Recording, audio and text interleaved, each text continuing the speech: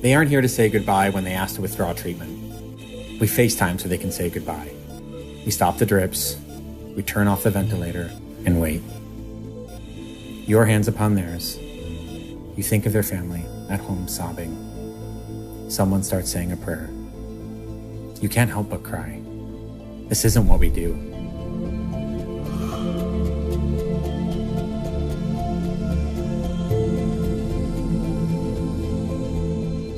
Wake up at 6:30 a.m. Priority is making a big pot of coffee for the whole day. Because the place by the hospital is closed.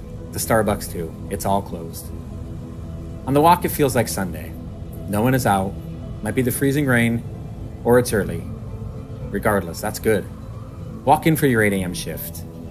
Immediately struck by how the calm of the early morning city is transformed. The bright fluorescent lights of the ER reflect off everyone's protective goggles. There is a cacophony of coughing.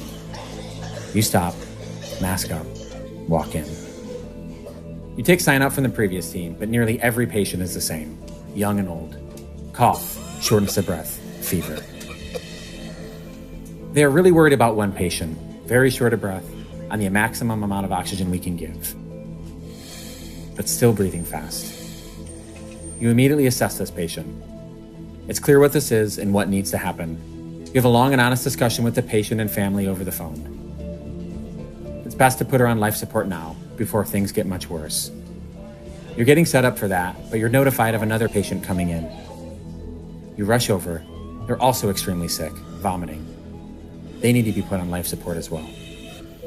2 patients in rooms right next to each other, both getting a breathing tube. It's not even 10 a.m. yet. For the rest of your shift, nearly every hour you get paged. Stat notification, very sick patient, short of breath, fever, oxygen 88%. Stat notification, low blood pressure, short of breath, low oxygen. Stat notification, low oxygen, can't breathe, fever. All day. Sometime in the afternoon, you recognize that you haven't had any water. You're afraid to take off the mask. It's the only thing that protects you. Surely you can last a little longer. In West Africa during Ebola, you spend hours in a hot suit without water. One more patient. By late afternoon, you need to eat. Restaurant across the street is closed. Right, everything is closed. But thankfully, the hospital cafeteria is open. You grab something, wash your hands twice, cautiously take off your mask, and eat as fast as you can. Go back, mask up, walk in. Nearly everyone you see today is the same. We assume everyone is COVID-19. Where did all the heart attacks and appendicitis patients go?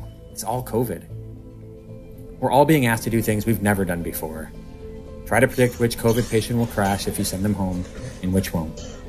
Talk to palliative care. Talk to family members. Long discussions about likely outcomes. Listen as family members sob. They aren't here to say goodbye when they ask to withdraw treatment. We FaceTime so they can say goodbye. We stop the drips, turn off the ventilator, and wait. Your hands upon theirs. You think of their family, at home, sobbing. Someone starts saying a prayer. You can't help but cry. This isn't what we do. You stand by. You wait. This isn't what we do. You stand by. You wait. Time of death, 7:19 p.m. When your shift ends, you sign out to the oncoming team. You share concerns of friends throughout the city without personal protective equipment. Hospitals running out of ventilators. Colleagues have already gotten ill. Some have survived the disease. Unfortunately, other colleagues in the city have not. Before you leave, you wipe everything down. Your phone, your badge, your wallet, your coffee mug. All of it. Drowned it in bleach. Everything in a bag. Take no chances. You walk out and take off your mask. You feel naked and exposed. The streets are empty. You get home, you strip in the hallway. It's okay, your neighbors know what you do. Your wife tries to keep your toddler away, but she hasn't seen you in days, so it's really, really hard. Run to the shower. You look in the mirror. Indentations of the goggles are still deep on your face. Blisters on the bridge of your nose. Hot shower. Rinse it all away. Never happier. Time for family. We were too late to stop this virus. Full stop. But we can slow its spread. Stay inside. Social distancing is the only thing that will save us now. I survived Ebola. I fear COVID-19. This virus has not only infected people all over the world, but it's amplified the inequalities that have existed for way too long. At this moment of global crisis, we need global solidarity. And never, ever have scientists, frontline providers, grocery workers, and people doing everything that they can every day to keep our society functioning throughout this, never have they been seen as the heroes that they really are.